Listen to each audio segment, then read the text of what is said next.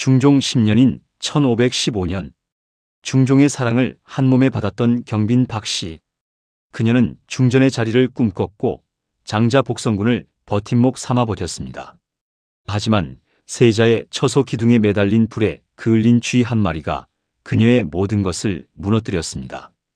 왕의 사랑도 막지 못한 권력의 칼날, 기록과 야사가 갈라놓은 진실, 그리고 사약 한 잔으로 끝난 한 여인의 생을 오늘 끝까지 들어보시겠습니다. 구독과 좋아요, 알림 설정을 눌러주시면 잊혔던 궁궐의 목소리가 다시 들립니다. 그럼 이야기 시작합니다. 한양의 새벽 공기는 차가웠어요. 조참을 마친 사헌부 관리들은 상소 더미를 헤아리고 있었습니다. 밤새 올라온 주서들이 산처럼 쌓여 있었죠. 촛불을 켜고 문서를 펼치던 관리의 손이 멈췄습니다. 그날 가장 먼저 눈에 들어온 문서는 폐비 신씨의 복위를 청하는 상소였습니다. 폐출된 첫 정비를 다시 중전으로 맞이하라는 내용이었어요. 중종 반정 이후 폐위되었던 신씨를 복위시키자는 것이었습니다. 조정은 술렁였고 장터까지 소문이 번졌습니다. 백성들은 속삭였어요. 빈자리가 생기면 누군가는 그 자리를 노린다고요. 권력의 공백은 사람을 부르고 그 공백을 둘러싼 욕망은 칼을 갈게 만들죠. 홍문관의 관리들도 모여 윤대를 준비했습니다. 종묘사직의 안녕을 위해서라도 중전 책봉은 시급한 문제였습니다.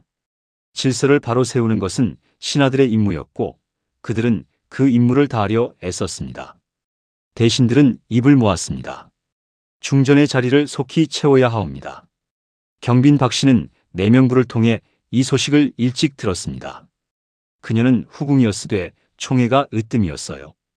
왕이 가장 자주 찾는 처소가 바로 그녀의 처소였습니다. 무엇보다 왕의 장자인 복성군을 낳은 어머니였어요. 복성군은 중종 5년인 1510년에 태어났으니 이미 5살이 되어가고 있었죠. 건강하고 총명한 아이였습니다. 빈자리는 기회였고 그 기회를 가장 먼저 본 사람이 바로 그녀였어요. 경빈은 그날 오후 내전에 상궁을 불렀습니다. 조심스럽게 조정의 논의가 어찌 되어가고 있는지를 물었죠. 상궁은 고개를 숙이며 답했습니다. 복위를 반대하는 목소리가 크옵니다. 선례가 없다 하옵니다. 경빈은 고개를 끄덕였어요. 선례? 그것이 조선의 모든 것을 결정하는 기준이었습니다. 선례가 있으면 길이 열리고 선례가 없으면 길이 막혔죠. 그녀는 속으로 생각했습니다. 선례라면 나에게도 있다고요. 후궁이 중전이 된 선례가요. 장경왕후가 바로 그 길을 열었습니다. 장경왕후는 원래 숙이었다가 중전으로 승격된 인물이었어요. 그녀는 중종의 두 번째 중전이었고 세자를 낳았습니다. 비록 산후병으로 일찍 세상을 떠났지만 그 선례는 분명히 존재했어요. 경빈은 그 사실을 마음속 깊이 새겼습니다. 하지만 그녀는 서두르지 않았어요. 권력의 자리는 급하게 다가서면 도리어 멀어지는 법이니까요. 중종은 상소를 읽고 붓을 내려놓았습니다. 불가였습니다. 한번 폐출된 중전을 다시 맞이할 수는 없었습니다. 그것은 자신의 결정이 잘못되었음을 인정하는 것이나 다름없었죠. 교지가 내려지고 복위 청원은 막을 내렸습니다. 하지만 중전의 자리는 여전히 비어 있었죠. 며칠 뒤 대관들이 다시 상소를 올렸습니다. 중전의 자리를 빨리 채워야 한다는 내용이었어요. 왕실의 질서를 바로 세우고 종묘사직을 안정시키려면 중전 책봉이 시급하다는 것이었습니다. 왕은 고민에 빠졌어요. 중전을 새로 맞이해야 한다는 것은 알고 있었습니다. 하지만 누구를 맞이할 것인가가 문제였죠. 명문가의 딸을 맞이해야 한다는 목소리가 컸고 후궁 중에서 선택해야 한다는 목소리도 있었습니다. 그날 밤 경빈은 등불을 낮추어 놓고 오래 생각했어요. 그녀는 복성군의 얼굴을 떠올렸어요. 아이는 건강하게 자라고 있었고 왕도 아이를 무척 아꼈습니다. 종종 복성군을 불러 무릎에 앉히고 책을 읽어주었죠. 속으로 되뇌었습니다. 사랑은 내 곁에 있고 장자는 내 품에서 자라고 있다고요. 법도 안에서 걸을 수 있는 길이 분명 있을 것이라고요. 다음 날 내전의 속삭임에서 그녀의 논리가 드러났습니다. 상궁들과 궁녀들 사이에서 조용히 퍼져나갔어요. 선례가 있다는 것이었습니다. 후궁이었던 장경왕후가 중전으로 책봉된 바 있으니 이번에도 후궁 중에서 중전을 제수해야 한다는 것이었습니다. 그 논리의 끝에는 자신이 있었어요. 왕의 장자를 낳은 후궁이자 왕의 총애를 받는 여인이었으니까요. 하지만 조정의 생각은 달랐습니다. 며칠 뒤 조정은 윤대를 열었습니다. 대신들은 명문가에서 중전을 구하자는 논리를 펼쳤고 파평 윤씨 가문의 예가 거론되었어요. 명문가의 딸을 중전으로 맞이하는 것이 왕실의 위엄을 세우는 길이라는 것이었습니다. 영의정 정광필이 입을 열었습니다. 중전의 자리는 내명부의 수장이오니 명문가의 딸로 왕실을 받들게 함이 옳사옵니다. 우의정 안당도 거들었습니다. 파평 윤씨 가문의 따님이 덕망이 높다고요. 조정의 흐름은 명확했습니다. 후궁을 중전으로 삼는다는 것은 예외적인 경우에만 가능한 일이었어요. 지금은 그런 예외를 적용할 시기가 아니라는 것이었습니다. 왕은 대신들의 말에 고개를 끄덕였어요. 사실 왕의 마음속에도 경빈이 있었습니다.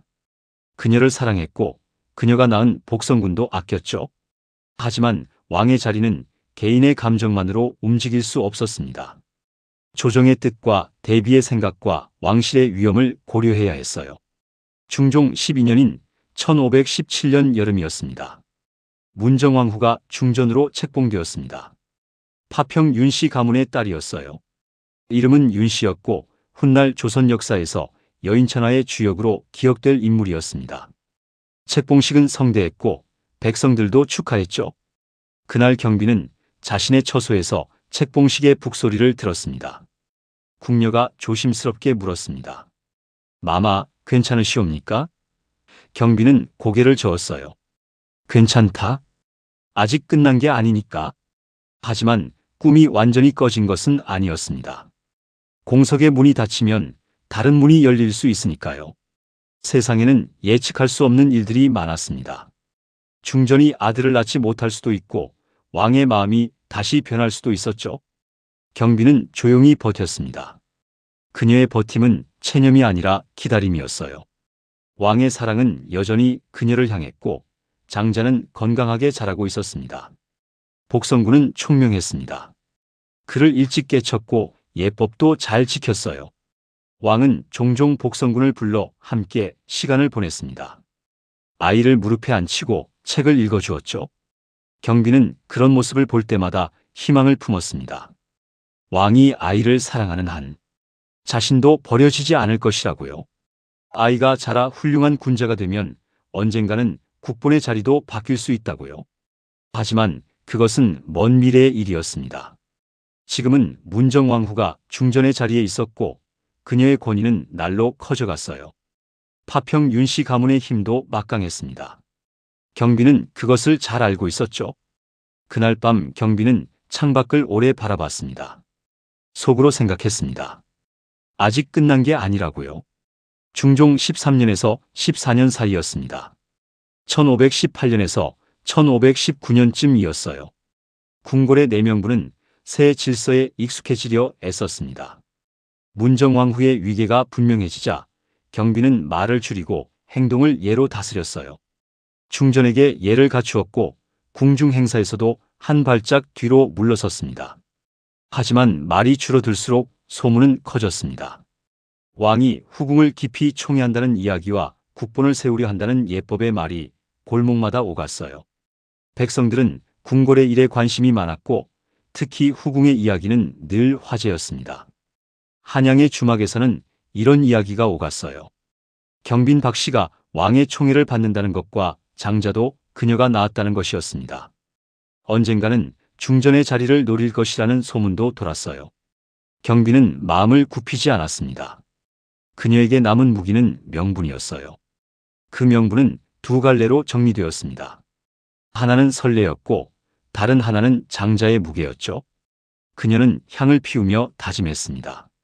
예법에서 벗어나지 말 것과 왕의 마음을 시험하지 말 것이었어요. 왕의 마음은 그녀의 유일한 울타리였습니다.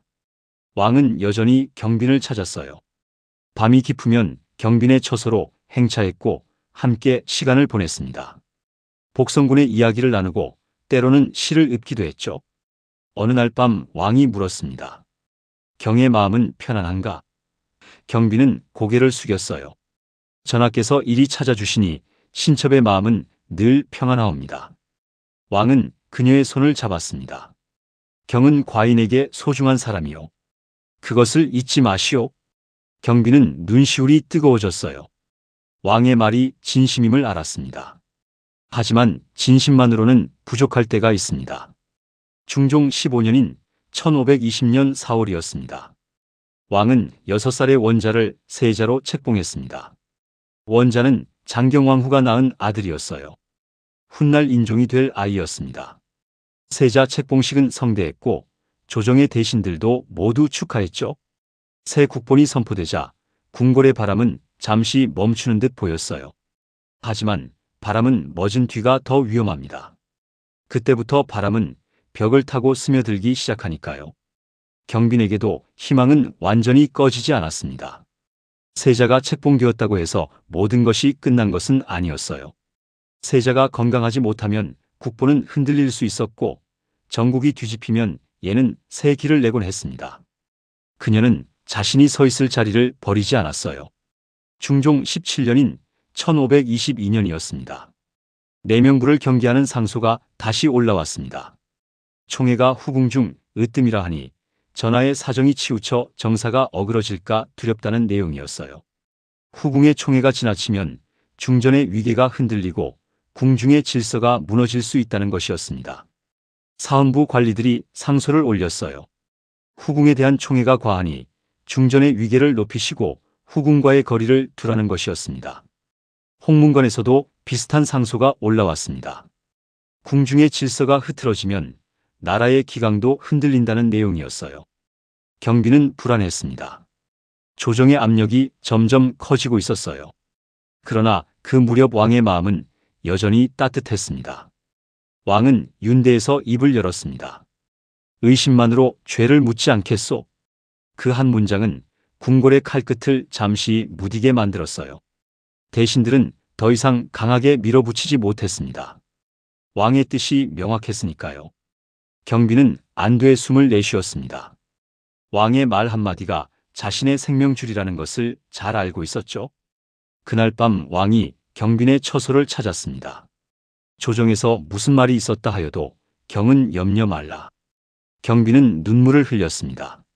전하의 은혜를 어찌 다 갚을 수 있겠사옵니까? 왕은 그녀를 안아주었습니다. 경은 과인에게 없어서는 안 될 사람이요. 경빈은 왕의 품에 안겨 오래 울었습니다. 기쁨의 눈물이었고 안도의 눈물이었고 동시에 불안의 눈물이었어요. 왕의 사랑이 영원하지 않을 수도 있다는 두려움이 마음 한구석에 있었습니다. 하지만 궁궐의 칼은 한번 뽑히면 쉽게 칼집으로 돌아가지 않습니다. 상소는 멈췄지만 시선은 여전히 경빈을 향하고 있었어요. 대신들의 눈빛에서, 궁녀들의 속삭임에서, 내관들의 발소리에서 경계가 느껴졌습니다. 문정왕후도 조용히 지켜보고 있었어요. 아직 아들을 낳지 못한 그녀에게 경빈과 복성군은 위협이었습니다. 시간은 흐르고 있었고 누군가는 움직이기 시작했습니다. 바로 그 무렵이었습니다. 세자의 나이가 12살이 되던 해였어요. 중종 22년 봄날 궁궐에서는 세자의 탄의를 준비하고 있었습니다. 아무도 몰랐어요. 그날 동궁의 기둥에 무언가가 매달릴 것이라는 것을요. 중종 22년인 1527년 4월이었습니다. 세자의 탄일. 문무백관이 동궁으로 발걸음을 모았습니다. 봄 햇살이 따사로웠고 꽃이 만발한 날이었어요.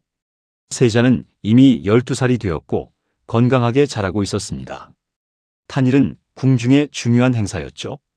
축하의 인사가 이어지는 사이 뜰 한편에서 비명이 터졌어요. 저것을 보라. 사람들이 몰려들었습니다. 나무 기둥에 작은 형체가 매달려 있었어요. 불에 그을린 쥐였습니다. 귀와 입이 일그러진 채 매달린 그 형상은 보는 이의 심장을 서늘하게 만들었죠. 쥐의 몸은 까맣게 그을려 있었고 가는 실로 목이 묶여 기둥에 매달려 있었어요. 바람에 흔들리는 그 모습은 마치 저주의 인형 같았습니다. 저주라는 말이 번개처럼 퍼졌고 작사의 변이라는 이름이 붙었습니다. 작사는 쥐를 이용한 저주를 뜻했어요.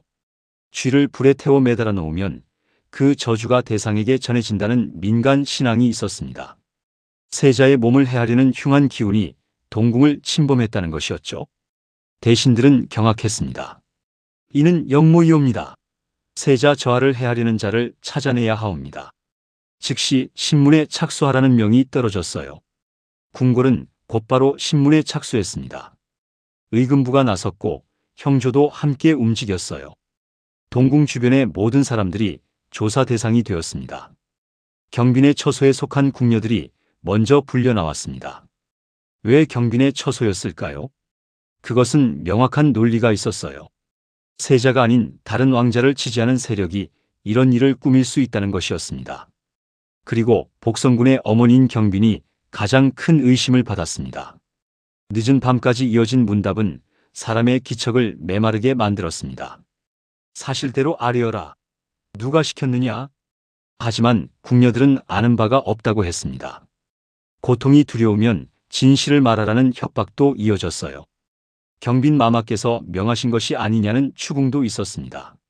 하지만 궁녀들은 마마께서는 그런 분이 아니라고 했습니다. 고통이 깊어져도 입에서 경빈의 이름은 나오지 않았어요. 궁녀들은 매를 맞았고 고문을 당했습니다. 하지만 그들은 끝까지 입을 열지 않았죠. 그들의 침묵은 충심이었고 혹은 공포였습니다. 경빈을 지키려는 충성심일 수도 있었고 경빈의 보복이 두려워서일 수도 있었어요. 며칠 뒤 자순대비의 귀에 풍문이 닿았습니다. 자순대비는 중종의 어머니였어요.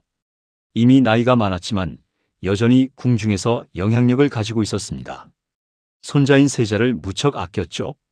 해수옹주의 처소 궁녀들이 기이한 장면을 목격했다는 이야기였어요. 인형의 목을 베는 장면이었습니다.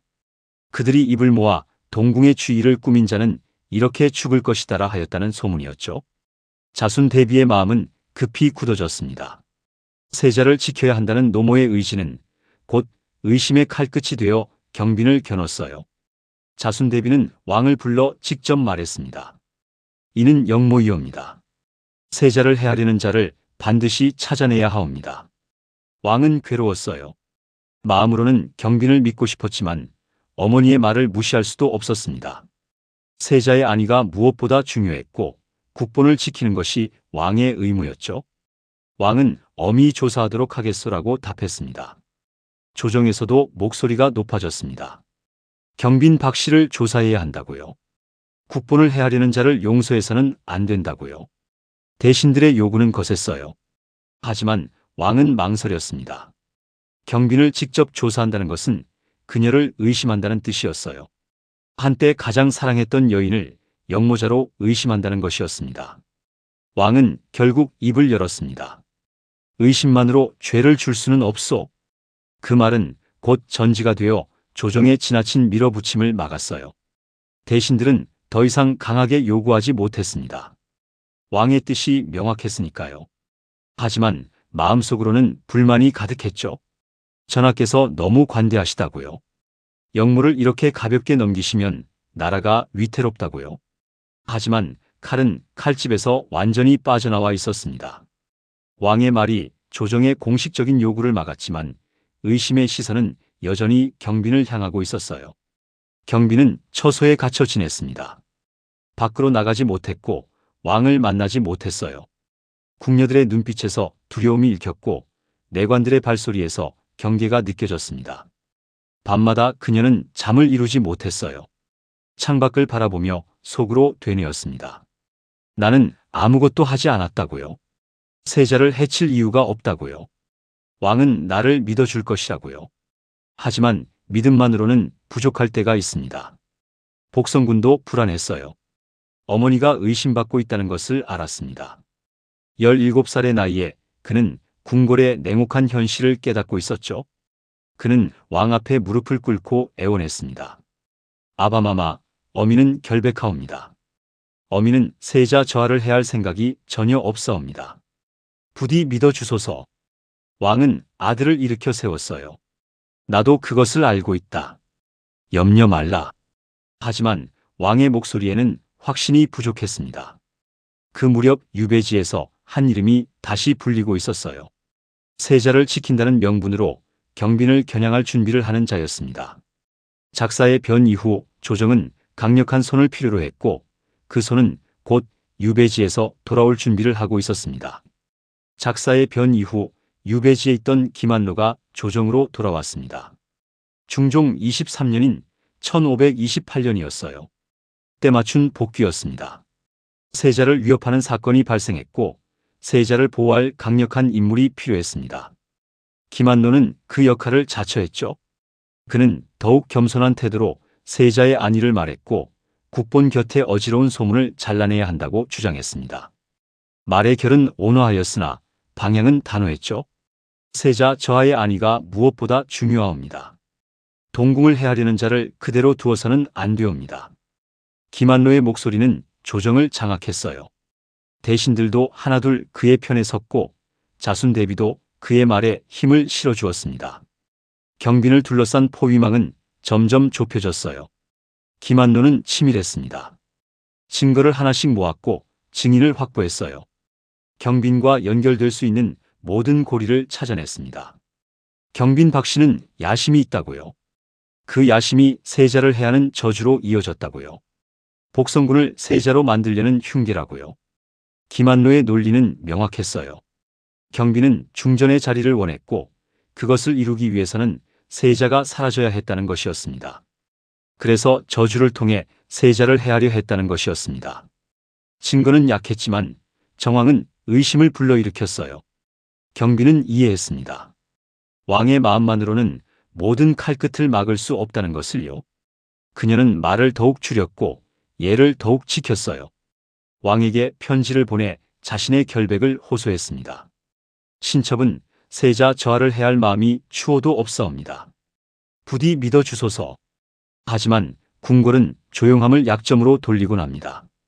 조용한 사람은 시우기 쉬운 이름을 얻게 되니까요.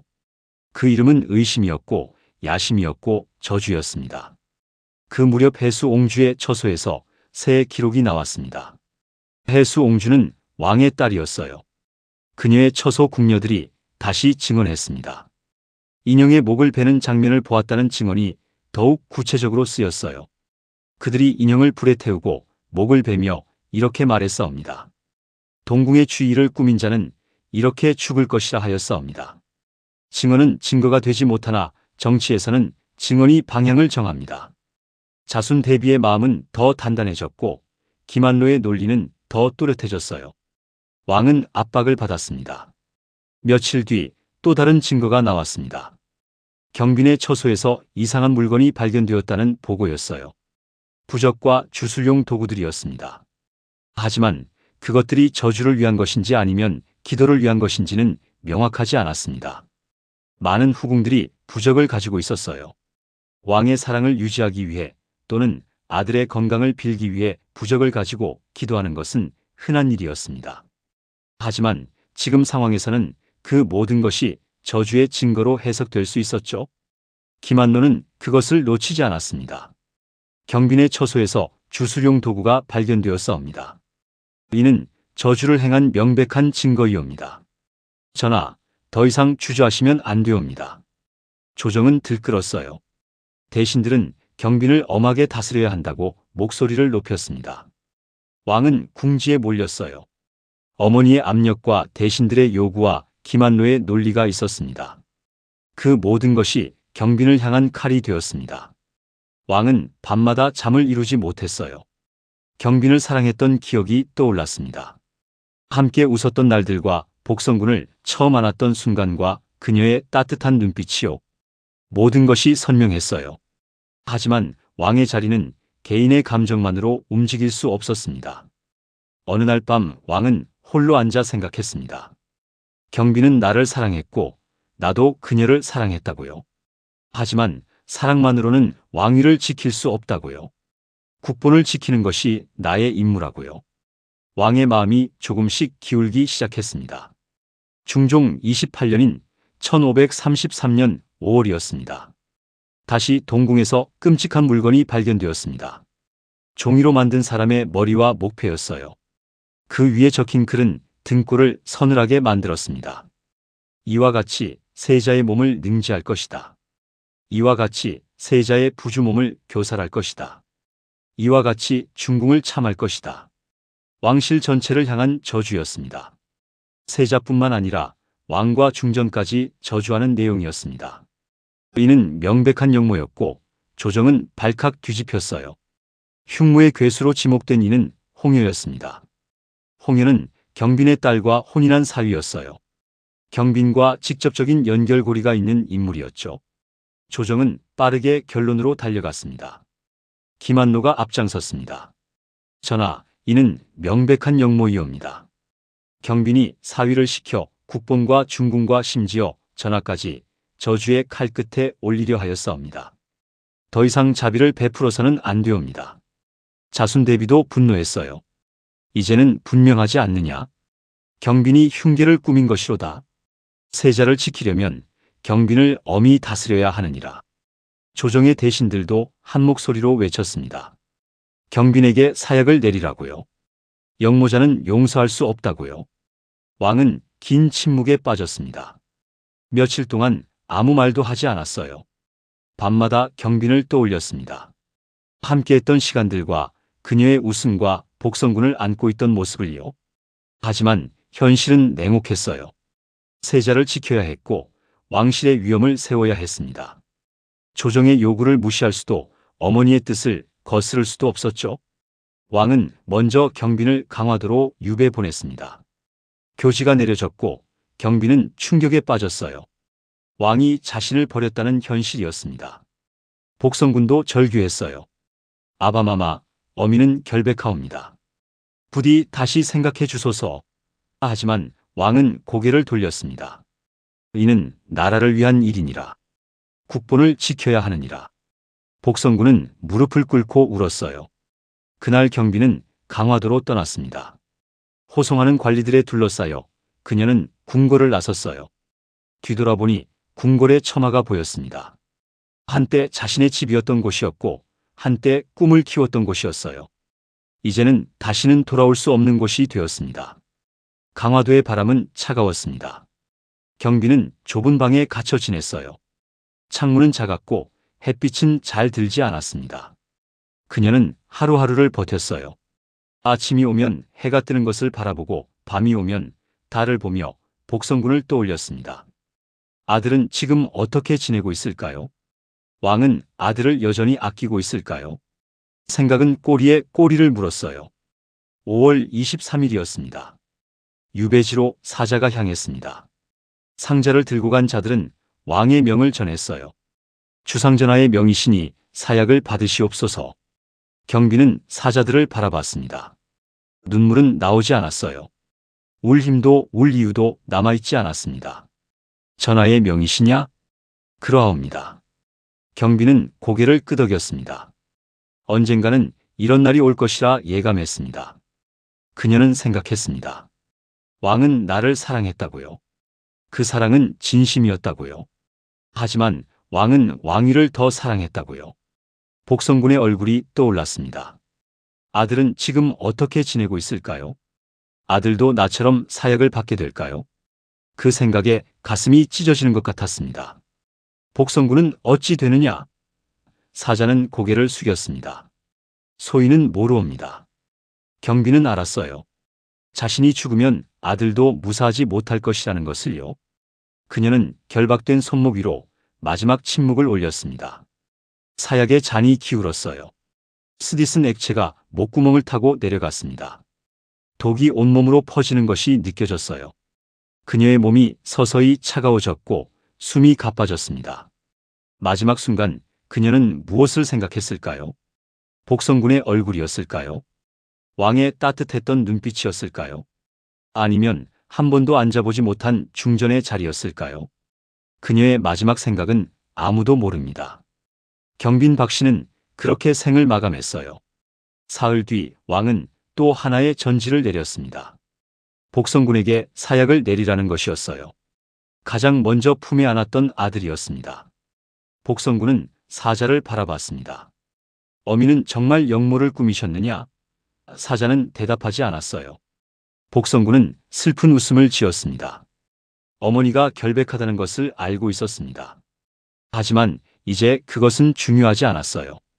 권력의 싸움에서 밀려난 자는 죄가 있든 없든 사라져야 했습니다. 복성군은 사약을 받았습니다. 잔을 들기 전에 마지막으로 하늘을 바라봤어요. 푸른 하늘이 보였습니다. 어미 곧 뵙겠사옵니다. 그도 어머니처럼 조용히 잔을 들었어요. 마지막 순간 그는 어린 시절을 떠올렸습니다. 아버지와 함께 활을 쏘던 날과 어머니가 안아주던 따뜻한 품을요. 복성군은 28배 나이로 생을 마감했습니다. 왕은 그 소식을 듣고 오래 앉아 있었어요. 왕의 눈에서 눈물이 흘렸습니다.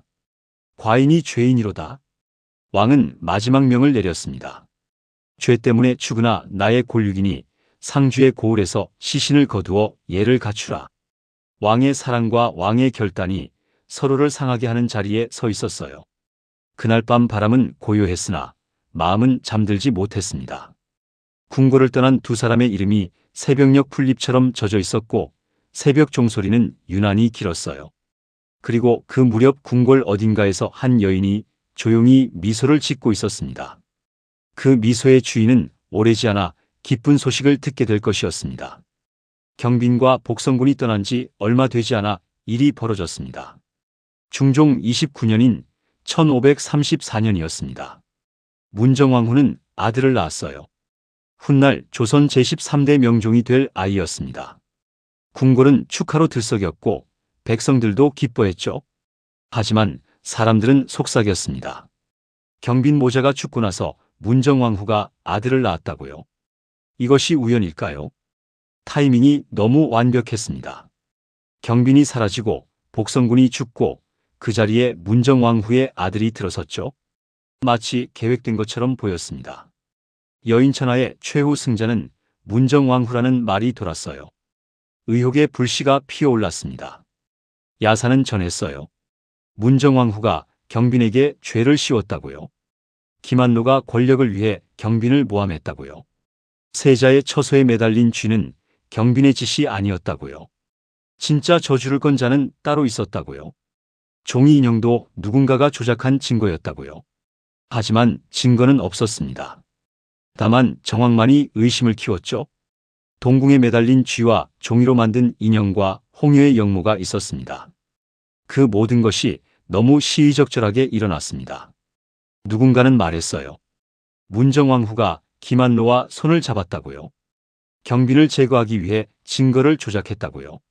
세자의 처소에 쥐를 매단 것도 그들의 짓이라고요.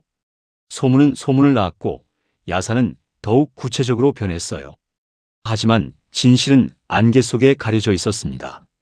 문정왕후가 정말 경빈을 모함했는지 아니면 경빈이 정말 역모를 꾸몄는지 아무도 확실히 알 수 없었죠. 김한노의 역할도 의심받았습니다. 그가 문정왕후의 편에 서서 경빈을 몰아냈다는 소문이 돌았어요.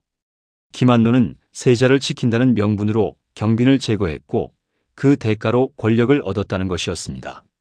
하지만 권력은 영원하지 않습니다. 중종 32년인 1537년이었습니다. 김한노가 다시 유배되었고 이듬해 사사되었어요. 권력의 칼은 그를 향했고 그도 결국 칼에 쓰러졌습니다. 한때 조정을 장악했던 그도 결국은 권력 다툼의 희생자가 되었죠. 사람들은 말했어요. 김한노가 경빈을 모함한 것에 대한 천벌이라고요. 하늘이 보고 있었다고요. 경빈의 자리는 비었습니다. 그 자리는 다시는 메워지지 않았어요. 문정왕후는 권력을 굳혔어요. 아들을 낳았고 훗날 대비가 될 것이었죠. 중종 39년인 1544년이었습니다. 중종이 세상을 떠났습니다. 제위 38년이었어요. 그는 마지막까지 경빈을 생각했을까요? 아니면 복성군을 떠올렸을까요? 아무도 모릅니다. 세자가 왕위에 올라 인종이 되었지만 즉위한 지 8개월 만에 세상을 떠났어요. 병약했던 그는 왕위의 무게를 견디지 못했습니다. 그리고 문정왕후의 아들인 명종이 왕위에 올랐습니다. 경빈이 죽고 20년이 지난 뒤였습니다. 문정왕후는 대비가 되었고 수렴청정을 시작했어요. 권력의 정점에 선 것이었습니다. 사람들은 속삭였습니다. 오래전 동궁의 쥐 이야기를 기억하는지를요. 경빈의 저주가 아니었다면 누가 진짜 저주를 걸었을까요? 인종이 일찍 세상을 떠난 것도 우연일까요? 조심스러운 말들이 골목을 타고 돌았어요. 어떤 이는 말했습니다. 경빈의 저주가 실제로 효과를 발휘한 것이라고요. 억울하게 죽은 자의 한이 결국 세자를 해쳤다고요. 또 어떤 이는 말했습니다. 경빈이 아니라 다른 누군가가 진짜 저주를 걸었다고요. 세자를 해치고 자신의 아들을 왕으로 만들려는 자가 있었다고요.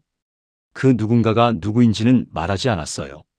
하지만 모두가 같은 사람을 떠올리고 있었습니다. 사관은 건조한 문장으로 그날을 남겼습니다. 경빈 박씨가 세자를 저주하는 흉계를 꾸몄으므로 사약을 내렸다고요.